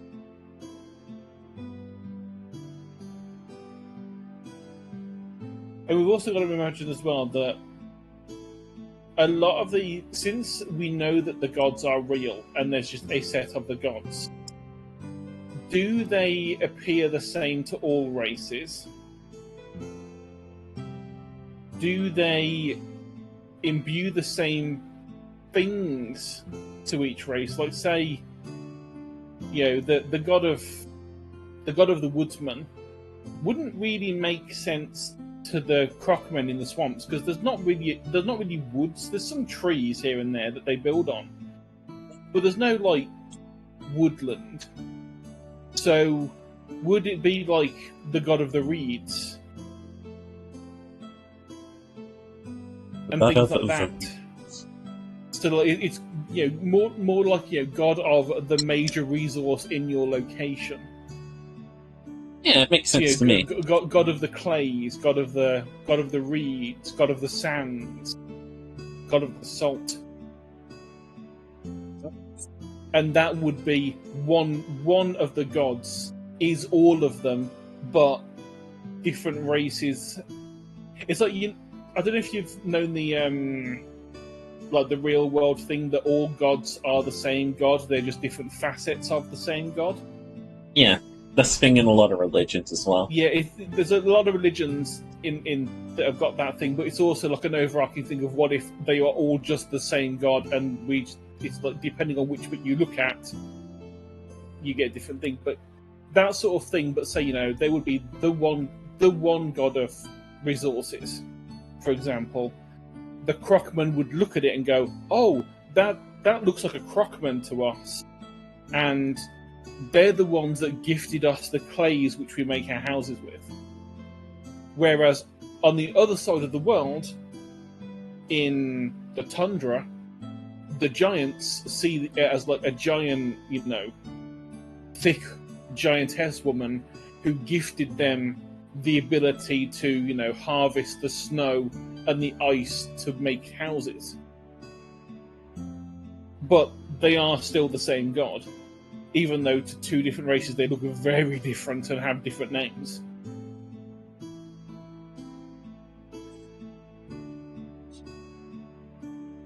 Because otherwise we'd have to sort of think of gods for every single race. I think we can definitely... at the time, if we do it the way I'm thinking, we could have, like, these are, like, the 10 gods. But then there's aspects that are more similar to one race than the others, and so... Well, I've been thinking about these concepts a lot. So, borrowing from one of my favourite series, right? From Software does a great job at world building. You have worlds that are so fucking unique. You have a world that's literally just trees and grey crags and clouds and fog and the dragons. That's the beginning of a world. And then the other lesser races discover fire and use it to kill them. But fire isn't just fire, it's this mystic force that they all draw power from. But it's constantly fading, so they need to burn stuff to it, so they've constantly got to sacrifice for it. That's such an interesting world. I'm not even sure we have a planet yet. I'm not sure what our world is. You know what I mean? Yeah, we have a map. Like, we've already got, like, such wank concepts as well, like the North and South are time. What if that time is just bleeding into the world? How do we portray that? How do we make that fun? See, honestly, there was a part of me as well that was wondering, like, what if we did a Hollow Earth type thing, and there is an inside. I know at one point we'd kind of like this, we'd like toyed with the idea of having a world that was like a donut, with the moon going through the center. Donut Earth, yeah. But what if, the reason why time is leaking is because there is another entire world on the inside, and time is leaking from inside out. Maybe. Kind of like how with our world, it's the magma that's moving, that's making things move around.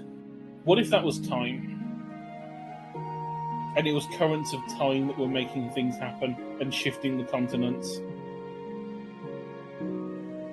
Yeah. It's just difficult to really think about, like, world building.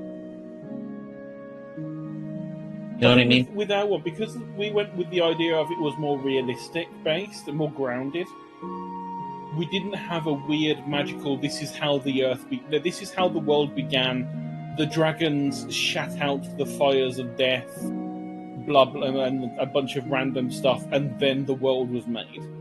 and then the creatures started turning. We didn't have anything like that. It was literally, there's a planet with some vague microbe things on, and then the cat gods turned up. Yeah. And everything started going a little bit crazy on the planet below. Don't fucked everything up. No, I think I would, like, see more, like, creation concepts. Like, see, like... Because it's really all well and good and easy having, like, you've got your dome planet, but, like, what if we just made it fun? It's also really easy saying, you have the Earth plane, you're on the Earth plane right now. Isn't it a bit predictable? You get me? Like, what can we make that is just, like... What can we make that's going to blow people away and be like, whoa, I've never seen that anywhere before? While also being, like, a fun and really interesting concept to explore in the universe.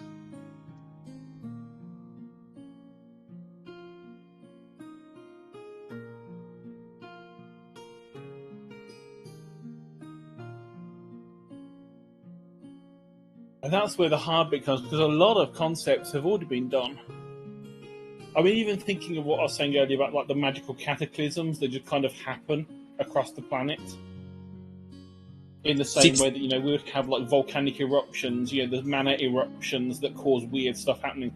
There's other things that have done that kind of thing, that, you know, these areas have had weird magic stuff happen, and now the rules aren't quite the same. See, it's got me thinking, like, what if we... It doesn't have to be unique at the end of the day. It just has to be fun and interesting and cool. Definitely something to think about. I think that's what I'm going to attempt to do next. Not so much arty art, but, like, think a big thing, you know? And the thinky bit's the hard bit. I just need some flashbang inspiration, you know? I don't want to say the world's a tree.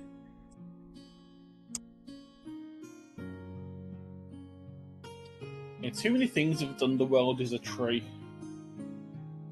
No, I was just thinking as a concept, what do we have in universe that's wild,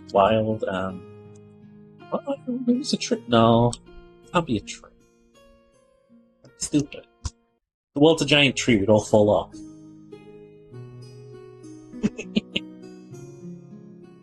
Let's start with the fact that, you know, we know there was an ancient civilization that was underwater. So what if when the planet started, it was all underwater? And that's why the first race that appeared was an underwater race, is because there was no other option. And then, because the gods started fighting, that's when they started raising the ground out in their battles. I think another idea behind this underwater race is they're not sci-fi adept, but they are fantasy adept, right? Like, they're like the Ultra Elves. Like, maybe at some point in time they had, like, a big civilization that sort of, like, spanned the globe.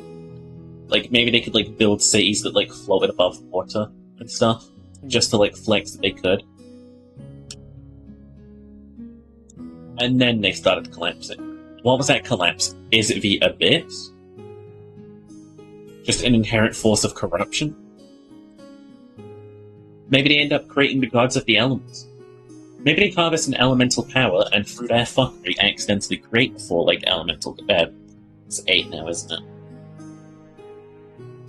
Yeah. The 8 elemental gods. Or at least the 8 elements. 8. Or maybe it was the fact that they started out as being 4 elements, and they were fucking around and accidentally created the other 4.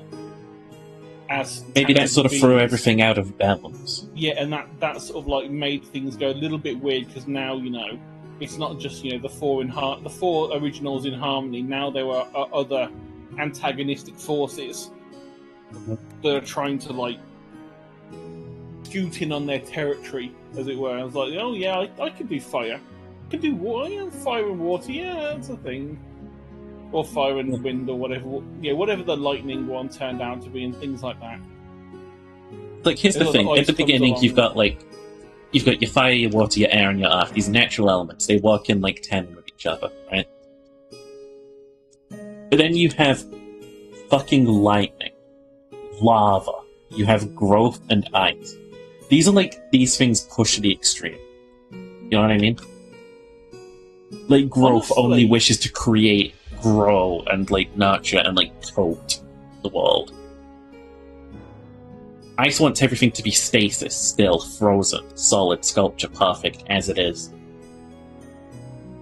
Lightning is just power. Lightning craves power. I see, it kind of fits the whole thing of the world, like, starting out being nothing. The first creatures that gain sentience, or just maybe even like the first creatures that, you know, get anything, maybe it was like either sheer luck that they just ended up and it was an alien race that just crashed on the planet, and the planet was just started out as pure water, and then they started messing around and then accidentally created the things that started the world to progress, which was lightning and things like that would start making the atmosphere livable and things like that, which also then accidentally created the gods in the process of them tinkering and messing around with things. Yeah. And the gods end up starting to fight each other because, you know, they're brand new creatures. They have no idea what the fuck's going on. They start fighting between each other until there is a balance. During the Great War of the Gods, that's when the land is raised from the oceans. That's when the cataclysm occurs that causes the original race to start declining. Because, you know, it's always a classic trope that, you know, they get destroyed. They get mostly destroyed by something they created. Before that, civilization just got ripped out of the ocean. Yeah, it's basically like half the world got raised from the ocean. So anything that was there, they've just any of them would just died. I don't know. This is something I gotta think about off stream a bit. You know, we want a unique premise. I mean, there's a lot of options to go with. Yeah. I'm interested to see what we come up with. And it's just, you know, seeing what sticks, really. Maybe when I point at a little bit that a tree left behind, what sticks? Ha ha ha ha. That's the second person that's turned up and gone, talk hole! I nothing. Ohio.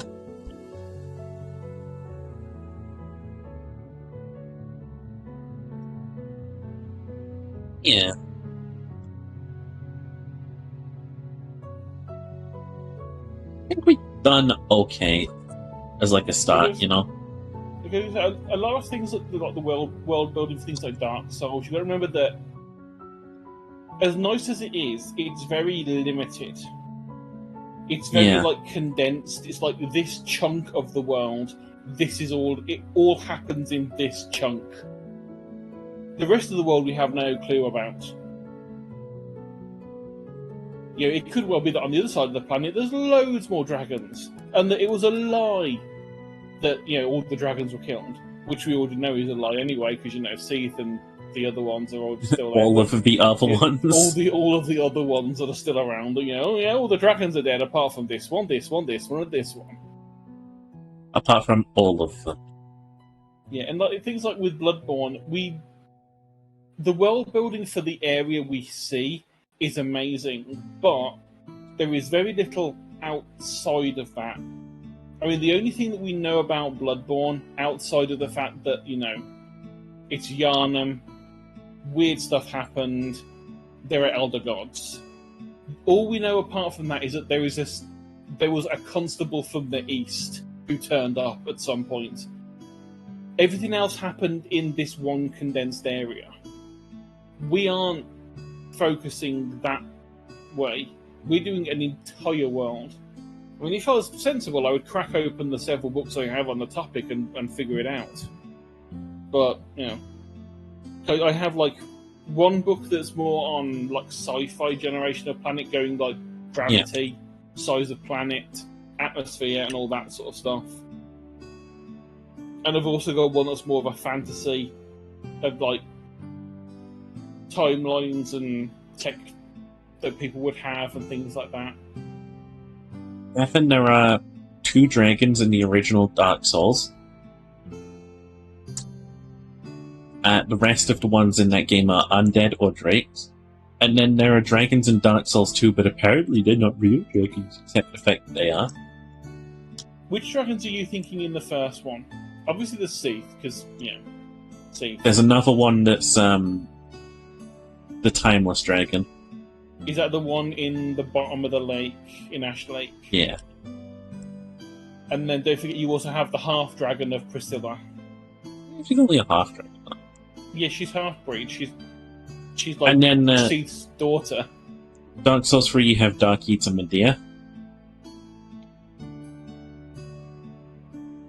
who is a dragon. So, like, and then the dragons were no more is the biggest lie I've ever heard in my life. Oh, no. Wait. What about... What's Calamite in Dark Souls 1? Is Calamite again? Is he a Drake or is he a dragon? Purple? He's in the Glowy eye one? the DLC. No, he's just a Drake. Because Like an abyssal Drake. I've got a feeling he's called Black Dragon Calamite. Oh my fucking god. I know the dragons no more. But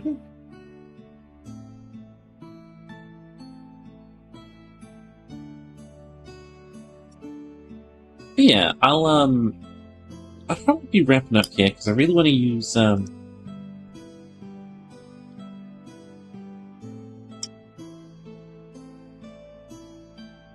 brain. You know what I mean?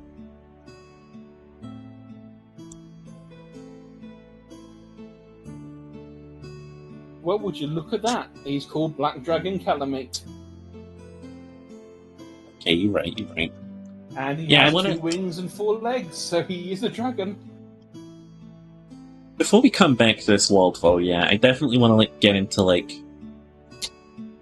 how can we build this world?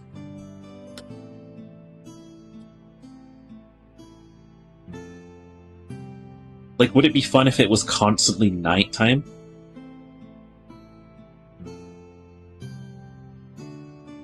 Probably not.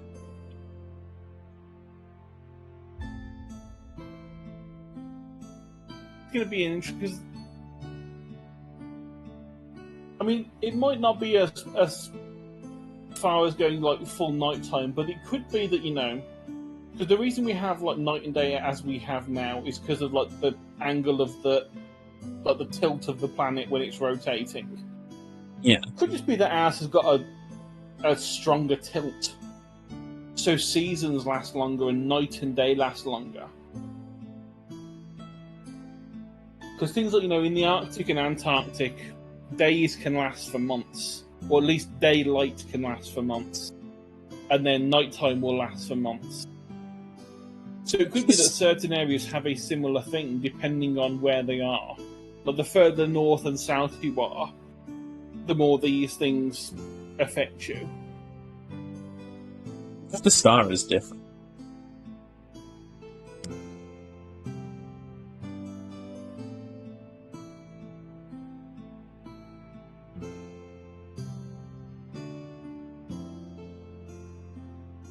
Like, maybe they have a blue star.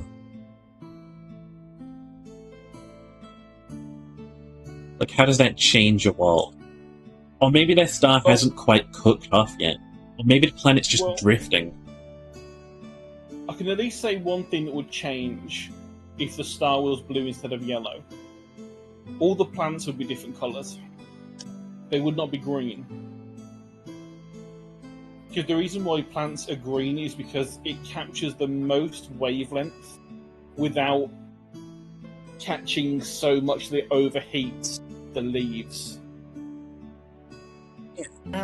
Cosita? Thank you for the raid. Welcome on in. So let's see. Lemon love falling down. Were you playing Fall Guy? No. Rhythm 10 Go? You have chat for followers? Do I? Yeah, don't mind that. Follower only chat is what did I put that on? Was that a Severy thing that happened earlier when it first turned up and it's just like turning it all off? Maybe. I'll figure it out later. Well, come on in. Thank you so much for the raid. I hope you had a lovely time streaming. We're brainstorming a fantasy world right now. I understand. That sounds dreadfully boring. But yeah, I hope you had a lovely stream. Make sure you go and stretch and take care of yourselves. Grab any drink or snackies you need, or maybe if you need a rest. Make sure to take care of that. I do not mind raid or dip, at all. You don't have to feel compelled to be here or nothing. Yeah, we're currently thinking about ways to make a very interesting start to a fantasy world.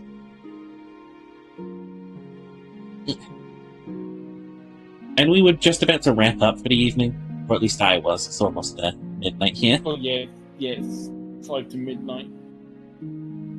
And we were just sort of considering what could the unique sort of way this world starts to be, because I feel like it's almost a bit too boring for fantasy to just have. And then there was another globe, or and then there was another plane. It doesn't really end. I kind of want something to be both limited, but also very expensive. Can't you mean? Yeah, because the problem is there's a huge spectrum of how you can have the world. You can just have it's a globe, done. It's just a classic planet. But then you can have the world is a disc being carried by 4 elephants on the back of a giant space turtle. Yeah. It's you've got the 5th elephant though. Yeah, but the elephant of surprise always sneaks up on you. No, but you're gonna have some food to be looking to be okie dokie. Thank you so much for the raid again, and I hope you enjoy your food. Have a nice little relax. Yeah, we're sort of been thinking about that so far. The idea behind the D&D world itself is going to be TTRPG world. I said D&D. You said D&D. No, the idea behind the TTRPG world in general is it's going to be this sort of world which is just in prehistory. You can just watch evolve over the years. Big stretch. Yeah, that's sort of what we had planned for it. But we want it to be a cool sort of way of doing things. We got a bunch of cool elements. It could be something really weird, the reason why there is the primordial element is that there was originally some giant primordial beast that died, and that is what the world is. Be freak shit. I like that. So rather than it being an actual globe, it was just a giant space whale that died. And was just floating around in space, and then it just started to decay and things started growing on it. Yeah. Just so many weird things we can go with. There's so many weird places you can take a fancy sort of setting. We kind of haven't got around to that really yet. We gotta. We just haven't. We're trying to avoid the idea of planes. Yeah, we don't want to make any plain sort of stuff. It's too easy, because then you can just have then there's the demon plane. That's where the demons live. Thank you. Yes, and then there's the plane of cheese and the plane of this thing and... Oh shit, we want to add a new expansion to our campaign. What do we do? Oh, we'll just add a new plane. Or we'll just add a new island. Yeah. Which is fair with us. We could... from the look of the map, there's at least a chunk of the world that might not have been mapped on the other side. Yeah. So there could be like little islands that turn up, or there's islands we haven't even thought of. Like expansions could be the poles.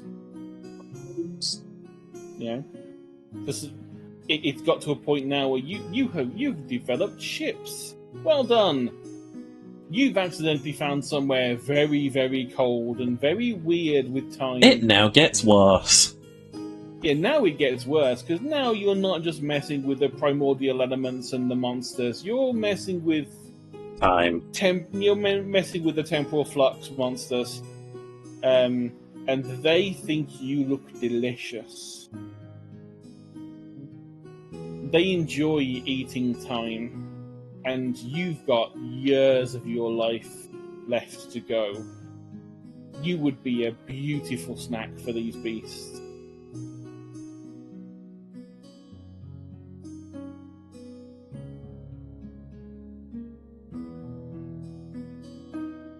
Yeah, we have room for things like that that just like stay on the planet, or even if it's like, okay, we know magic's a thing.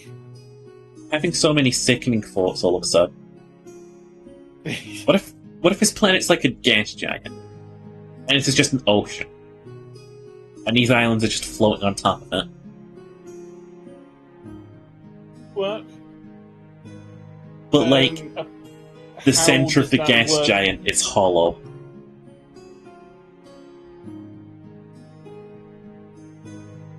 Okay. How would that work with the underwater race? But they still live underwater. So what you're thinking is it's like a weird gas giant that somehow has had a crust develop around it, which things like water can sit on. I'm thinking it's basically like not a gas giant. It's a water-based planet, right? But the way it works is that land used to float on top of the water and stuff. Or rather, it used to float below the water. Until some of it was found out that some of this is rising and some of this is sinking.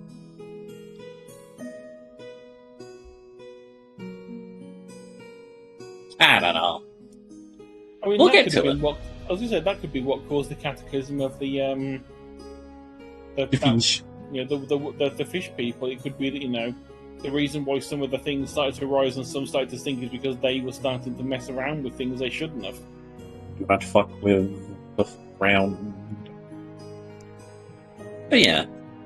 That's as much brain as I can really summon for the evening. Yeah.